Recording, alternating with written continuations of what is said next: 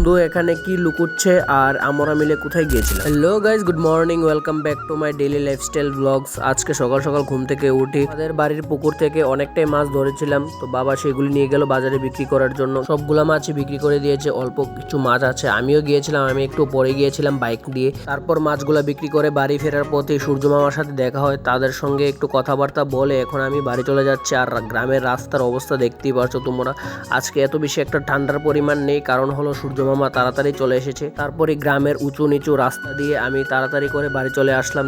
আর এই পুকুরটা হলো সেই পুকুর যেটা থেকে সকালে মাছ ধরে বাজারে বিক্রি করেছিলাম আমরা। আর এখানে এতগুলা মাছ রেখেছি বাড়িতে খাওয়ার জন্য। তারপর এখানে স্নান টান করে একদম ফ্রেশ হয়ে আমি এখন যাব আমাদের ফ্যামিলি ইনকাম বের করার জন্য আমাদের পঞ্চায়েতে। এখান থেকে একটি কাগজ নেওয়ার পর আমি এবং আমার বন্ধু সহকারে চলে গেলাম ইনকাম বের করতে, যে ডকুমেন্টগুলো লাগে সেগুলো জেরক্স করতে। সেগুলো জেরক্স করে বাইক নিয়ে রাস্তার মধ্যে চালাতে চালাতে এক হাতে ক্যামেরা নিয়ে এবং ক্যামেরা করতে করতে চলে আসলাম আমাদের ব্লকের মধ্যে। তারপর ইনকাম ডিপার্টমেন্টে গিয়ে আমি ইনকাম ফর্মটা জমা দিয়ে দিলাম। সঙ্গে সঙ্গে তো ইনকামটা পাবো না, তাই পরে কোনো একদিন এসে নিয়ে যাব। বাড়িতে যাওয়ার সময় দেখতে পেলাম রাস্তার মধ্যে এমন একটা জ্যাম লেগেছে, কারণ হলো অনেক পুরনো জামানার গাড়ি রাস্তায় ব্লক করে রেখেছে।